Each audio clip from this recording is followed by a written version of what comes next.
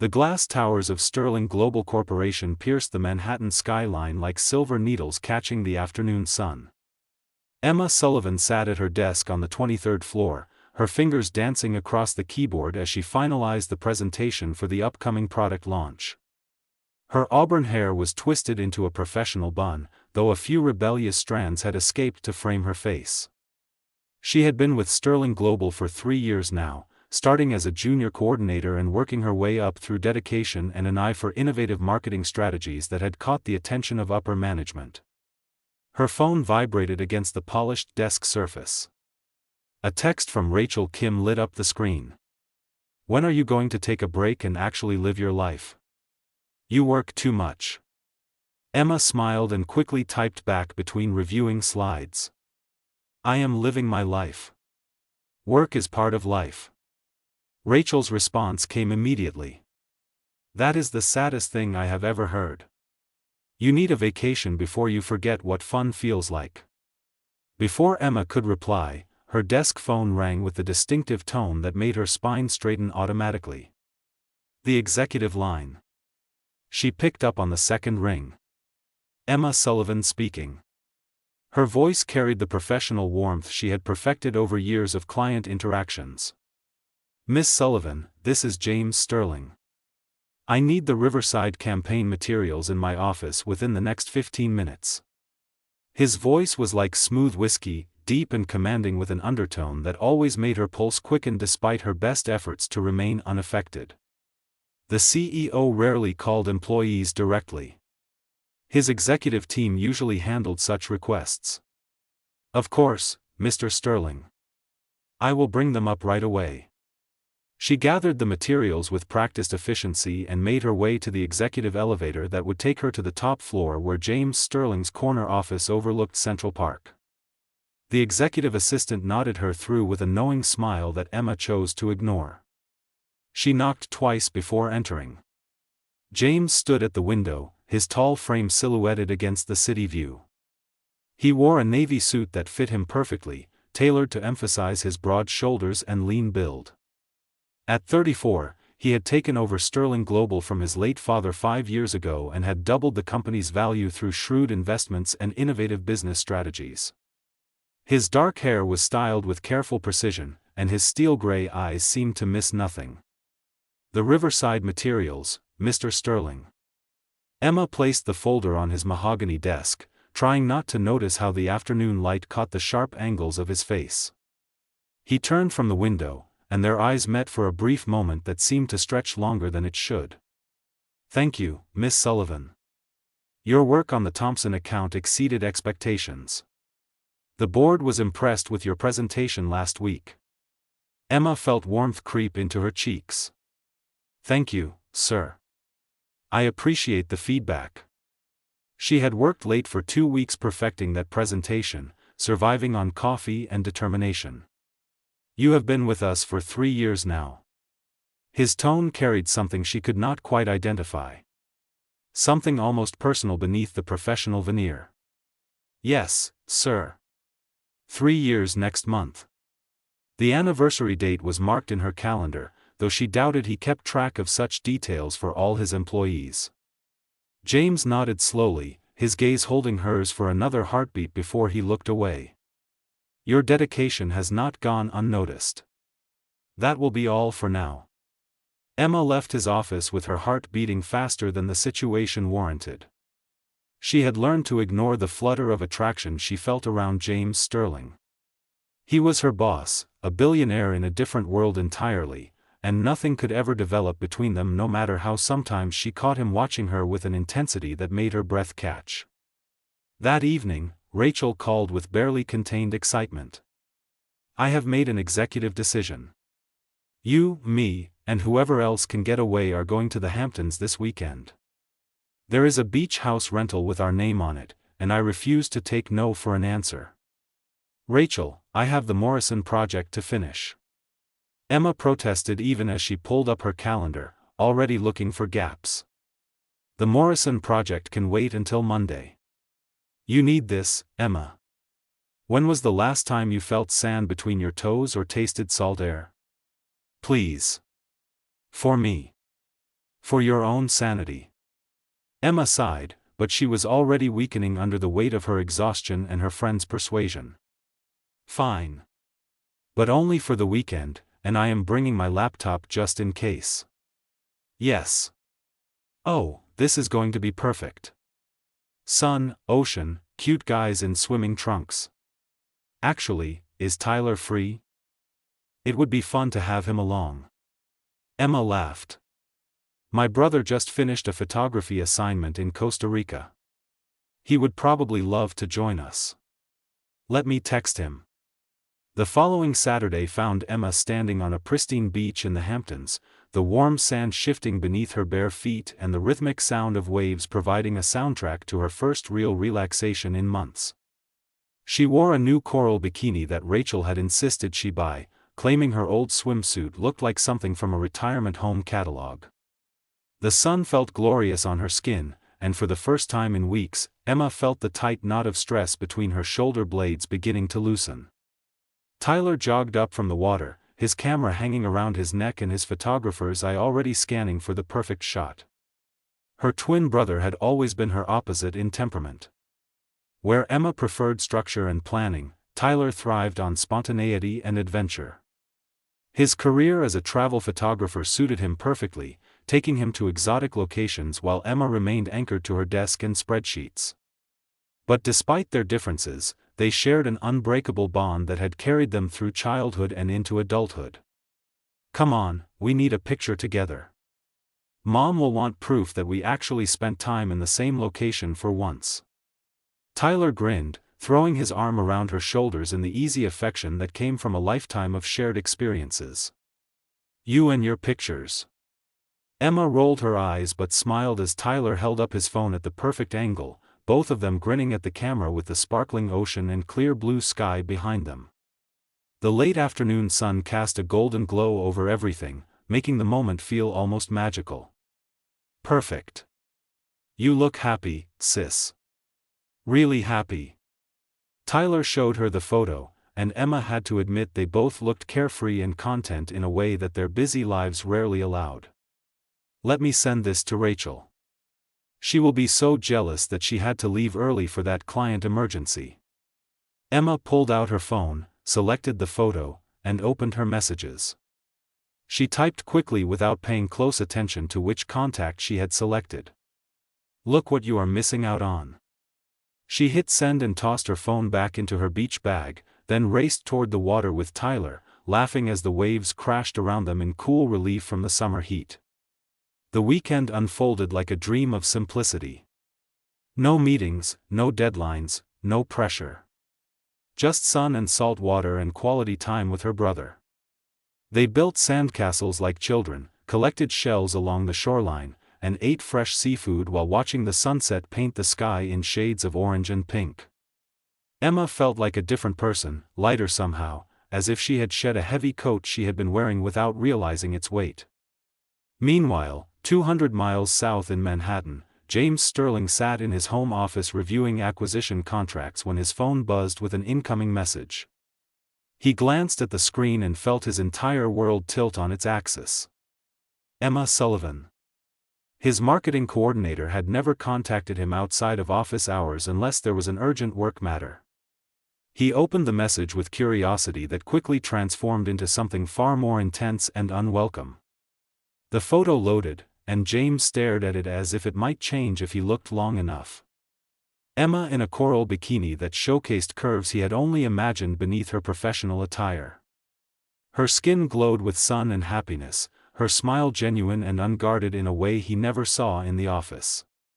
And beside her, his arm possessively wrapped around her shoulders, was a man who looked like he had stepped out of a magazine advertisement. Tall, fit, with the kind of casual confidence that came from knowing you were attractive. The man held Emma close, their matching smiles suggesting an intimacy that made something dark and painful twist in James's chest. The message read simply, "Look what you are missing out on." James set his phone down with careful control, but his hand shook slightly. Who was this man? How long had Emma been seeing him? Why had she sent this photo to him, her boss? Was she trying to make a point, to tell him something? The questions piled up in his mind like a traffic accident he could not look away from. He picked up the phone again, zooming in on the image and studying every detail with an intensity that would have alarmed him if he had been thinking rationally. The way the man's arm curved around her. The matching expressions of happiness. The obvious comfort and familiarity between them. They looked perfect together, like two people who belonged in each other's orbit. James felt jealousy burn through him like acid, hot and corrosive and completely foreign. He had spent 3 years maintaining professional distance from Emma Sullivan. From the moment she walked into her interview, bright-eyed and nervous but radiating intelligence and determination, he had been attracted to her. Over the years, that attraction had only deepened as he watched her grow in her role, as he learned the small details that made her unique. The way she always brought coffee and pastries for the junior staff on Monday mornings. The way she bit her lower lip when concentrating on a difficult problem. The way her whole face lit up when she talked about a campaign she was passionate about. The way she treated everyone with kindness regardless of their position in the company hierarchy. But James had rules, ironclad principles about mixing personal and professional relationships. He had seen too many companies torn apart by office romances gone wrong, had watched his own father's business nearly collapse due to an affair with a subordinate. James had vowed never to make that mistake, to keep his personal life separate from his professional responsibilities. So he had buried his feelings for Emma, had maintained a polite distance, had told himself it was for the best even as every interaction with her left him wanting more. Now, seeing her with another man, all those carefully constructed walls crumbled into dust. James poured himself a scotch from the crystal decanter on his desk, but even the expensive liquor did nothing to ease the burning sensation in his chest. He looked at the photo again, unable to stop himself, torturing himself with the image of Emma happy in someone else's arms. This was going to be a problem. A significant, complicated problem that threatened to unravel everything he had worked to maintain.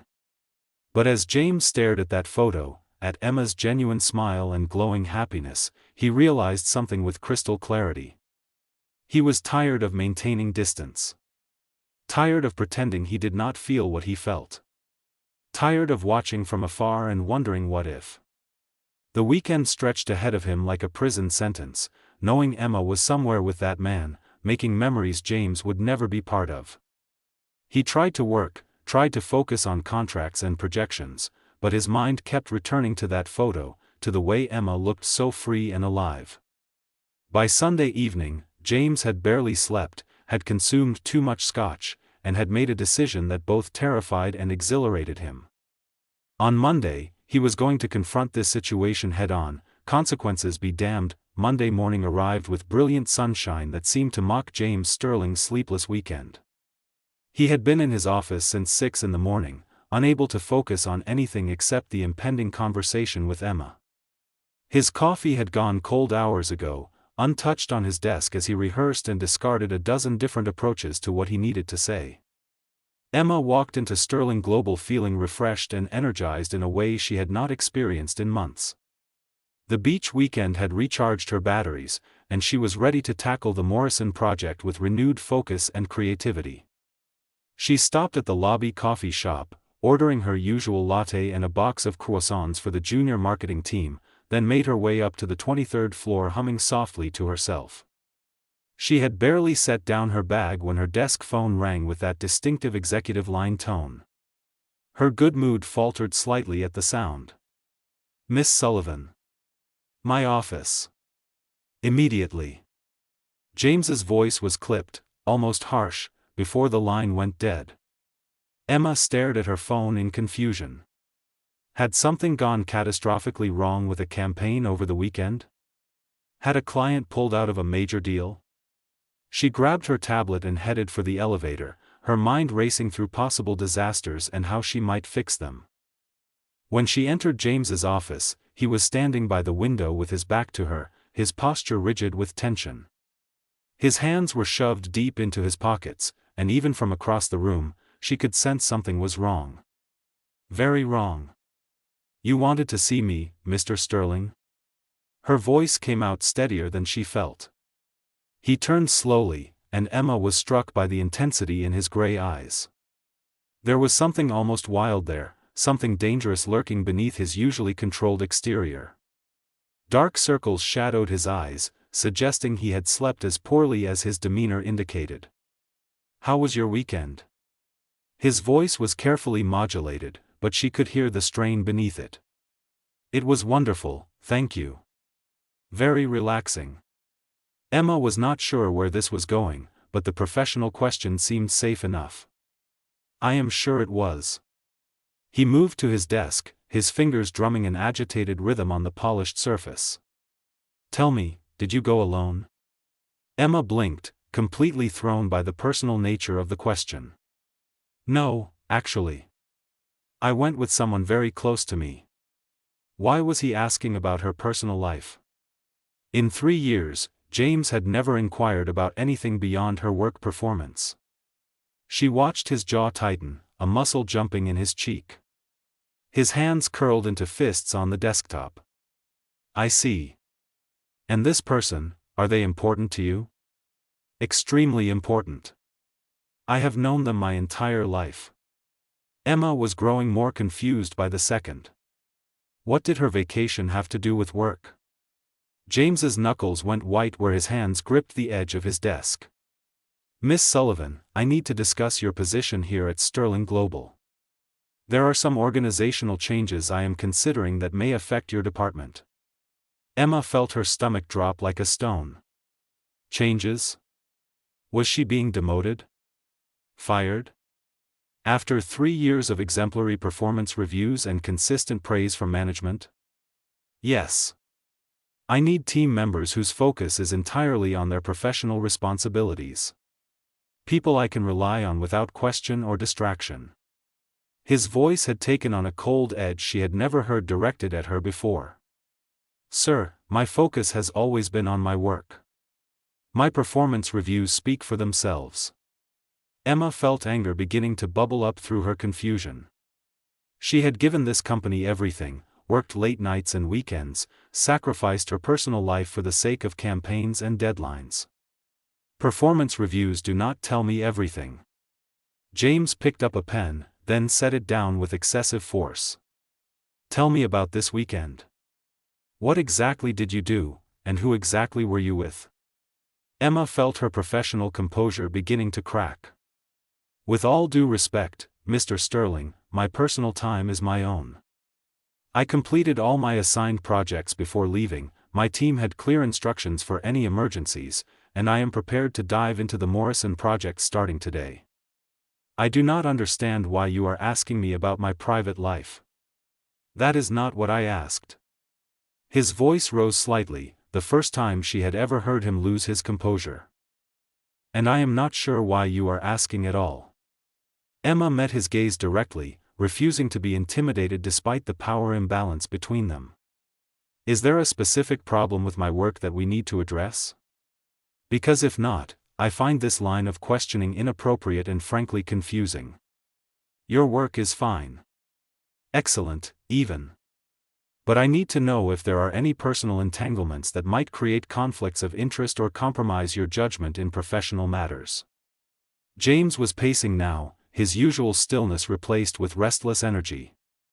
"Personal entanglements?" Emma felt her voice rise with indignation. "Mr. Sterling, I have no idea what you are talking about. I have never brought my personal life into this office, and I resent the implication that I would allow anything to compromise my professional judgment." James stopped pacing and pulled his phone from his pocket. He tapped the screen several times, then turned it toward her with something like accusation in his eyes. "This. I need to know about this." Emma stared at the screen, and her face went from confused to horrified in the span of a heartbeat. The beach photo. The one she had taken with Tyler. The one she had meant to send to Rachel. Oh no. Oh my God. Her hand flew to her mouth. "You sent this to me on Saturday." With a rather pointed message. James's voice was tight with barely controlled emotion. "That was meant for Rachel. My friend Rachel. I must have clicked the wrong contact." Emma wanted the floor to open up and swallow her whole. "Sir, I am so incredibly sorry. That was completely inappropriate, and I never meant for you to receive that message. It was a mistake. So you admit you have a relationship with this man?" James gestured to the phone, to Tyler's smiling face next to hers in the photo. "Of course I have a relationship with him." Emma's confusion was genuine now. "He is my brother. My twin brother." The change in James's expression was immediate and almost comical. His eyes went wide, his mouth opened slightly, and all the tension seemed to drain from his body as if someone had pulled a plug. The color drained from his face, then rushed back in a visible flush. "Your brother?" "My twin brother, Tyler. We went to the Hamptons for the weekend with my friend Rachel, but she had to leave Saturday morning for a client emergency." Emma watched understanding dawn across James's features. "Did you think Tyler was my boyfriend?" James sank into his desk chair as if his legs would no longer support him. He ran both hands through his perfectly styled hair, destroying its careful arrangement and making him look suddenly younger and far more vulnerable. "Your brother. Your twin brother." He let out a breath that might have been a laugh or a groan. "Yes. And that is why you have been interrogating me about my personal life and threatening my position?" Emma's initial embarrassment was giving way to something else entirely. Realization. Understanding. Hope. James looked up at her, and for the first time in 3 years, she saw him completely unguarded. The professional mask had shattered, revealing the man beneath. "I saw that photo and I lost my mind. I spent the entire weekend consumed with jealousy over a man who turned out to be your brother. I barely slept. I drank too much scotch. I nearly threw my phone across the room multiple times." His confession came out in a rush, as if he could not stop the words once they started flowing. Emma should have been angry about the assumptions, about the accusations, about the threat to her job. But instead, she felt something warm unfurling in her chest. "You were jealous." James stood up slowly and walked around his desk until he was standing directly in front of her, close enough that she could smell his cologne and see the flecks of darker gray in his eyes. "Devastatingly jealous. Irrationally jealous. I have been attracted to you since your interview 3 years ago, but you were my employee, and I had rules about maintaining professional boundaries. So I kept my distance, stayed professional, told myself it was the right thing to do even when every instinct I had was screaming at me to pursue you." Emma's heart was pounding so hard she was certain he could hear it. "I had no idea. You never gave any indication. I was not supposed to. I prided myself on my self-control, on my ability to separate personal feelings from professional responsibilities. And then you sent me that photo, and I thought I had lost you before I ever had the courage to tell you how I felt. I thought someone else had claimed the woman I had been thinking about every day for 3 years." His voice dropped to almost a whisper. "I thought I had missed my chance." "You have been thinking about me?" Emma could barely process what she was hearing. "Every single day." James reached out slowly, giving her every opportunity to step back, but Emma found herself leaning forward instead. His hand cupped her cheek with a gentleness that contrasted sharply with the intensity in his eyes. "Tell me I have not completely ruined this by acting like a jealous fool who jumped to absurd conclusions and practically accused you of professional misconduct." "You have not ruined anything." Emma's voice came out breathier than she intended. "But I need to understand what this means. The company policies, the professional boundaries, all the reasons this cannot happen. I will figure it out. I do not care about policies right now." James's thumb traced her cheekbone with exquisite tenderness. "I care about this. Whatever has been building between us for 3 years. Whatever made me lose my mind when I thought you belonged to someone else. It has been building for me too."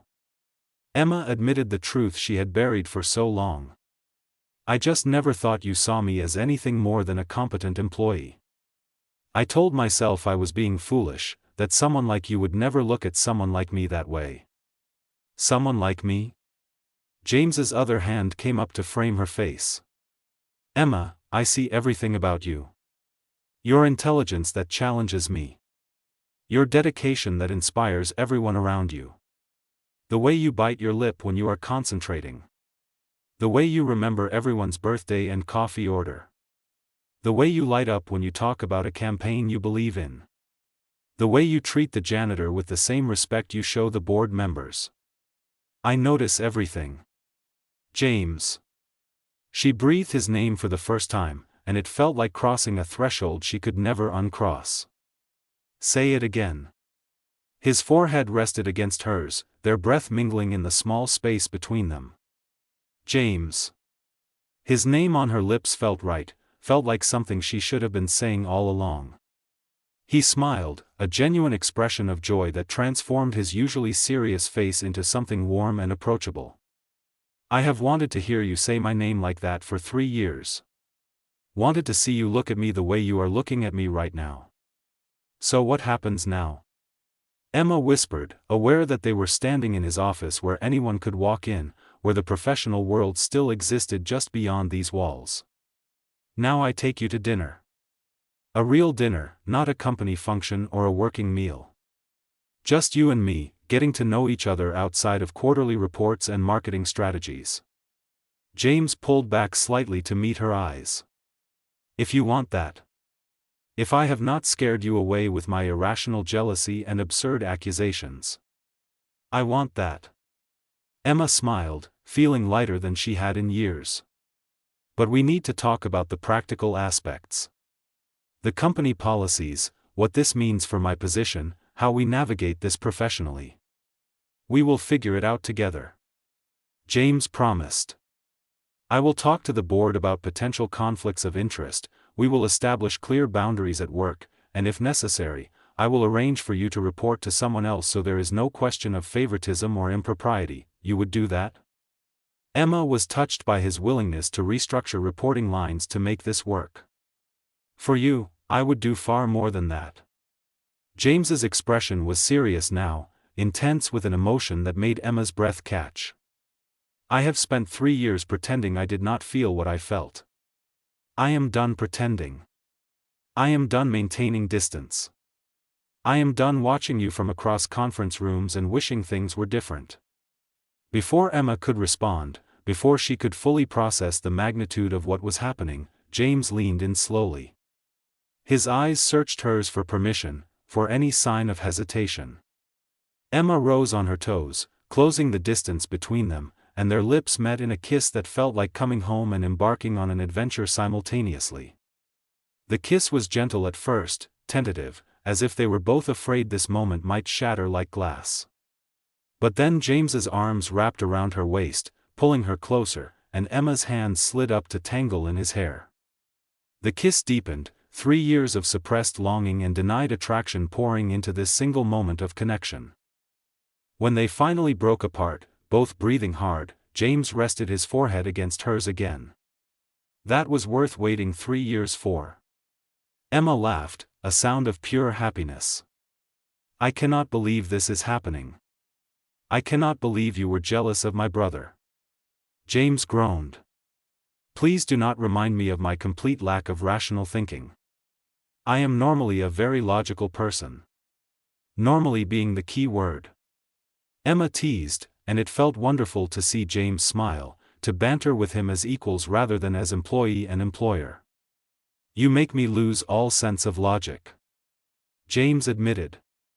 One photo, and I was ready to abandon every principle I had about professionalism. For what it is worth, I think your jealousy was kind of sweet. Misguided and completely off base, but sweet. Emma smoothed down his rumpled hair, enjoying this new intimacy between them. Sweet is not usually a word associated with me. James captured her hand and pressed a kiss to her palm. Maybe that is because people only see CEO James Sterling, not just James. Emma suggested. Maybe it is time more people got to see this side of you. Maybe it is time you got to see all sides of me.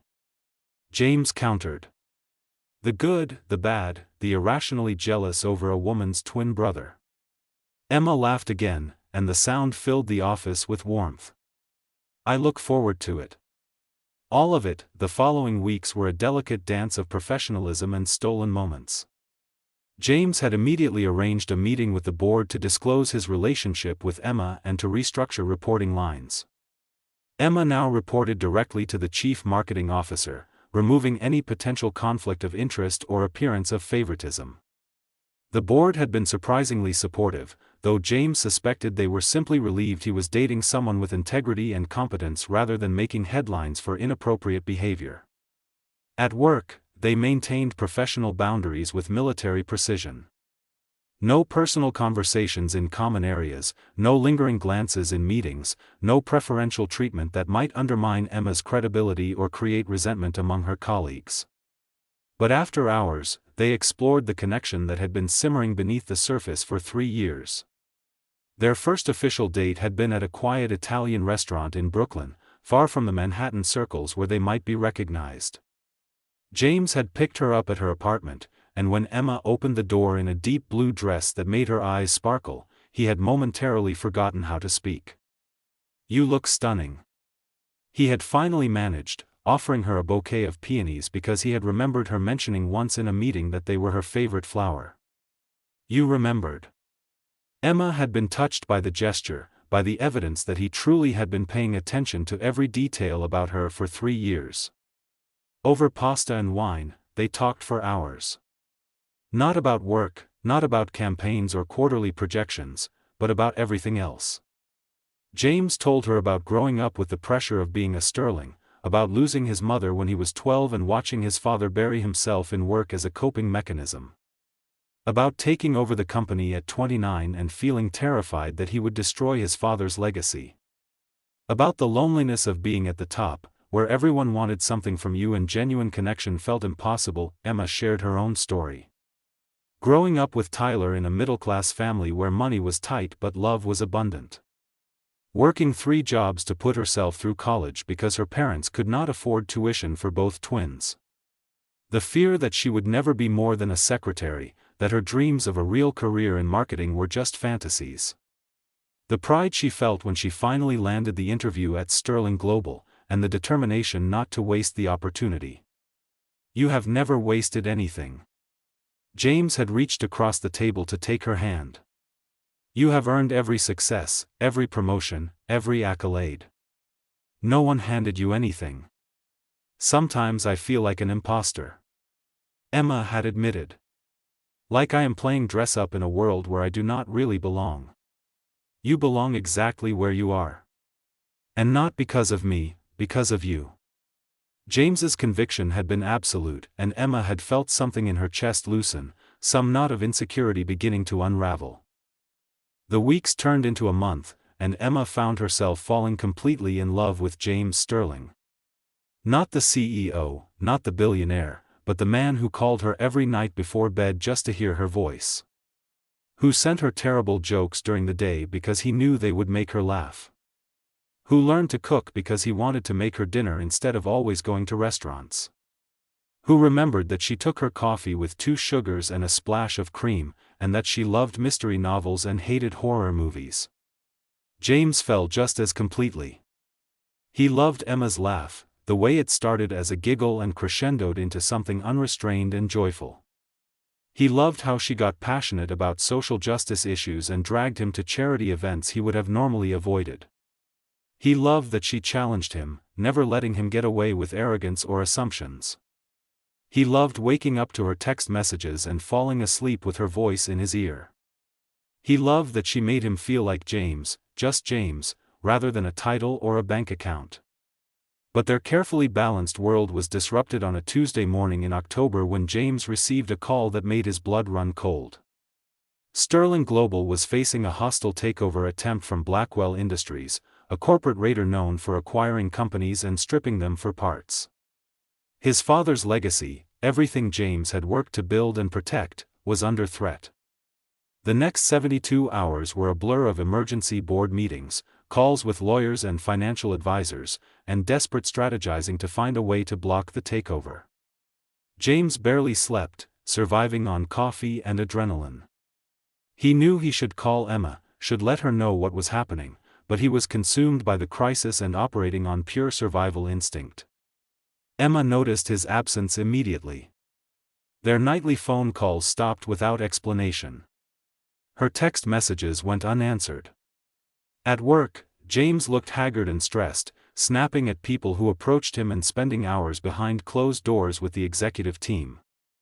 Emma's heart ached watching him carry this burden alone, but she did not know how to help or if her help would even be welcome. On Thursday evening, she made a decision. She stopped by the executive floor after everyone else had gone home, finding James alone in his office staring at spreadsheets and market analyses scattered across his desk. He looked up when she entered, and the exhaustion in his eyes made her chest tighten. "You should not be here." His voice was rough from lack of sleep and too much coffee. "Neither should you. It is almost 9 at night." Emma closed the door behind her and approached his desk. "Talk to me, James. Tell me what is happening. It is not your problem." He rubbed his face with both hands. "Anything that affects you is my problem." Emma sat on the edge of his desk, forcing him to look at her. "We are in this together, remember? Or did that only apply when things were easy?" James looked at her, really looked at her, and something in his expression cracked. "Blackwell Industries is trying to take over Sterling Global. If they succeed, they will dismantle everything my father built. They will fire half the staff, sell off divisions, destroy 3 generations of work. So we fight." Emma said it with such conviction that James almost believed her. "We?" He caught the pronoun. "We. You are not alone in this, James. And I might just be a marketing coordinator, but I have some ideas about how to fight this." Emma pulled up a chair and sat down across from him. "Tell me everything." For the next 2 hours, they dissected the situation. Blackwell's strategy, Sterling Global's vulnerabilities, potential defensive measures. Emma listened carefully, asked insightful questions, and then she started offering suggestions. Creative solutions that came from her marketing background, ways to reshape public perception and shareholder confidence. Ways to remind people why Sterling Global mattered beyond just profit margins. James found himself energized by her presence, by her ideas, by the reminder that he did not have to carry this burden alone. They ordered Chinese food and worked through the night, Emma's creativity complementing James's business acumen in ways that produced strategies neither could have developed independently. By Friday morning, they had a plan. A comprehensive defense strategy that combined financial restructuring with a public relations campaign highlighting Sterling Global's commitment to employees and communities. Emma would lead the marketing effort, crafting a narrative that positioned Sterling as a company with values and vision rather than just another corporate entity ripe for acquisition. The board meeting that afternoon was intense. James presented their strategy with Emma by his side, her presence giving him strength even as some board members questioned why a marketing coordinator was involved in such high-level decisions. But as Emma laid out the public relations campaign with passion and precision, even the skeptics began to nod. Over the next 2 weeks, Emma worked harder than she had ever worked in her life. She coordinated interviews, crafted press releases, managed social media campaigns, and reached out to every contact she had in the business media. She told the story of Sterling Global not as a balance sheet but as a company built by people who cared about their employees, their customers, and their communities. James watched her work with awe and growing love. She was brilliant, tireless, and completely committed to saving his company. She stayed late every night, arrived early every morning, and never once complained about the pressure or the hours. She believed in him, in Sterling Global, in what they were fighting for. The turning point came on a Wednesday afternoon when one of Sterling Global's largest institutional shareholders publicly announced they would oppose the Blackwell takeover. Then another shareholder followed. And another. Emma's campaign had worked. She had reminded people why Sterling Global mattered, had mobilized support from employees and community leaders, had created a groundswell of opposition to the hostile takeover. By the end of the month, Blackwell Industries withdrew their offer. The takeover attempt had failed. Sterling Global was safe. The celebration in the office was subdued but genuine. Employees who had been terrified of losing their jobs breathed sighs of relief. Board members congratulated James on his leadership. But James only had eyes for Emma, who stood across the conference room looking exhausted and beautiful and absolutely essential to his life. That evening, James took Emma to the rooftop of his penthouse apartment. The city spread out below them in a carpet of lights, but neither was paying attention to the view. "You saved my company," James said simply. "Your ideas, your campaign, your passion. You are the reason Sterling Global still exists. We saved it together." Emma corrected gently. "You had the business strategy. I just helped tell the story. You did so much more than that." James took both her hands in his. "Emma, these past few weeks have shown me something I should have realized much sooner. I do not just want you in my life during the good times or as a girlfriend I see after work hours. I want you as my partner in everything. In business, in life, in building a future together." Emma's heart was pounding. "James, what are you saying?" He reached into his pocket and pulled out a small velvet box. When he opened it, a diamond ring caught the city lights and threw them back in prismatic glory. "I am saying that I love you. I am saying that I want to spend the rest of my life with you. I am saying that you make me a better person, a better leader, a better man. Emma Sullivan, will you marry me?" Tears streamed down Emma's cheeks as she nodded, unable to speak past the lump in her throat. "Yes. Of course, yes. I love you too. So much." James slipped the ring onto her finger, then pulled her into his arms and kissed her with all the love and passion and gratitude he felt. Emma kissed him back, tasting salt from her tears and joy and the promise of a future she had never dared to dream possible. When they finally broke apart, Emma laughed through her tears. "My mother is going to lose her mind. She has been asking when I was going to meet someone for years." "What about Tyler?" James asked, remembering the source of all this started with that accidental photo. "Tyler is going to take credit for this entire relationship because we took that beach photo," Emma predicted accurately. "He is going to tell everyone at the wedding that he is personally responsible for getting us together." James laughed, the sound free and unguarded. "I suppose he technically is. If you had not sent me that photo by mistake, I might have gone another 3 years maintaining professional distance. Then I am grateful for that mistake." Emma leaned into him, content and happy.